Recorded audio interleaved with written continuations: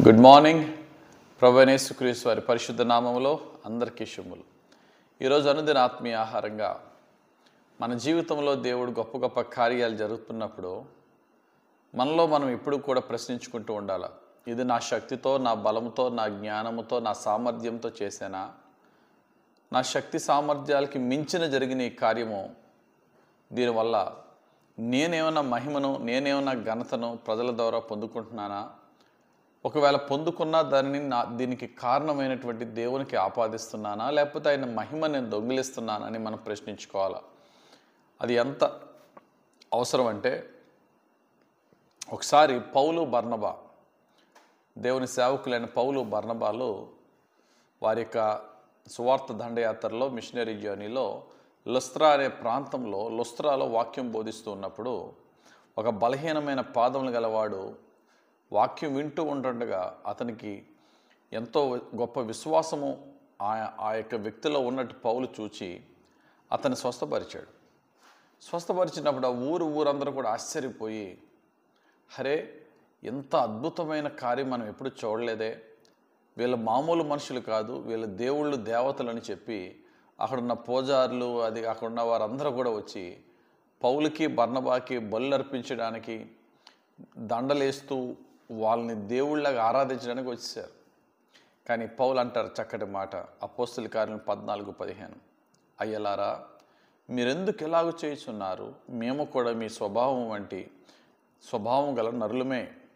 మీరు ఈ వ్యర్థమైన వాటిని విడిచిపెట్టి ఆకాశమును, భూమిని, సముద్రమును, వాటిలో ఉండు సమస్తమును సృజించిన జీవము గల దేవుని వైపు తిరగవలెనని మీకు సువార్త ప్రకటించుచున్నాము. ఈ గొప్ప మాటను మనం ధ్యానిస్తూ ఉండాలి. ఒక్కొక్కసారి మన ప్రజలు పొగుడుతారు, మనం చేసే మంచిని బట్టి ఆ పొగడ్తల్లో చాలా పెద్ద పెద్ద మాటలు, దేవుడు లాంటి వాళ్ళండి అనేస్తారు, దేవుడు లాగొచ్చి మమ్మల్ని ఆదుకున్నారని అంటారు, మీరు కాబట్టి ఇది చేశారంటారు. అటువంటప్పుడు మనం సింపుల్గా థ్యాంక్స్ చెప్పి నవ్వడం, అటువంటి పని చేస్తే రాజు అయిన హేరోదుకి పట్టిన గతి పడుతుంది.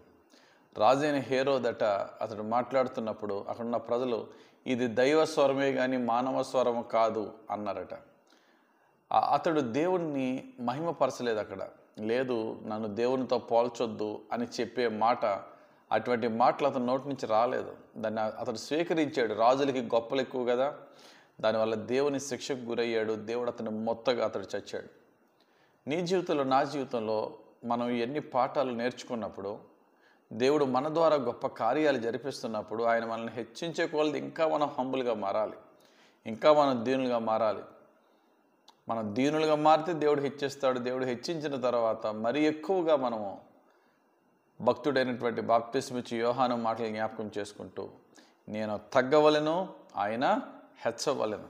అందుకనే కీర్తనకారుడు అంటాడు, 115వ కీర్తన 1వ వచనం, మాకు కాదు యెహోవా, మాకు కాదు, నీ కృపా సత్యములను బట్టి నీ నామమునకే మహిమ కలుగునుగాక. దేవునికి స్తోత్రం కలుగునుగాక. కాబట్టి మనందరి జీవితంలో దేవుడు మన శక్తికి, జ్ఞానానికి, సామర్థ్యానికి మించిన కార్యాలు చేస్తున్నప్పుడు ప్రజలందరిలో కూడా దీనంతటికి కారణము నా యేసుక్రీస్తు ప్రభు అని చెప్పడానికి, అది మన చదువులు అవ్వచ్చు, ఉద్యోగంలో అవ్వచ్చు, వ్యాపారంలో అవ్వచ్చు, పరిచర్యలు అవ్వచ్చు, యేసేను మహింపరుద్దాం. ఆయనకి న్యాయంగా చెందవలసిన మహిమ ఆయనకి చెల్లిద్దాం. ఆయన మహిమను దొంగిలించే వారముగా ఉండొద్దు. అందుకని యెహోవా దేవుడు అంటున్నాడు యెషయా గ్రంథంలో 42:8 వచనం, యెహోవాను నేనే, ఇదే నా నామము, మరి ఎవనికిని నా మహిమను నేను ఇచ్చువాడను కాను, నాకు రావలసిన స్తోత్రమును విగ్రహములకు చెందనీయను. అది ఒక మనిషే కానీ, ఒక విగ్రహమే కానీ, ఏదైనా సరే దేవునికి చెందవలసిన మహిమ ఆయనకి చెందకుండా, ఆయనకు ఆపాదించకుండా, దీనివల్ల అయింది, ఆయన వల్ల అయింది అన్నామా, దేవుని మహిమను దొంగిలించిన వారం ఆయన శిక్షకు గురవుతాం.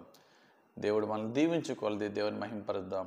ఆ విధంగా దేవునికి చెందవలసిన మహిమ ఆయనకు చెల్లించి, ఆయన నుండి మనం పొందుకోవాల్సిన కృప దినదినము పొందుకుని యేసయ్యకు సాక్షులుగా జీవిద్దాం. దేవుడు తన పరిశుద్ధ వాక్యం మన జీవితంలో ప్రభువు నామ మహిమార్థంగా ఫలింపజేయునుగాక. ఆమెన్. ప్రార్థన.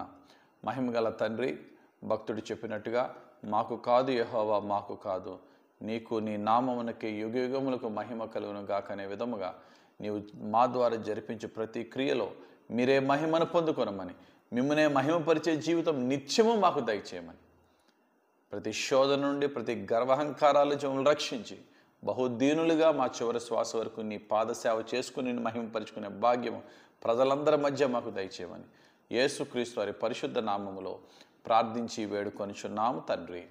ఆమెన్.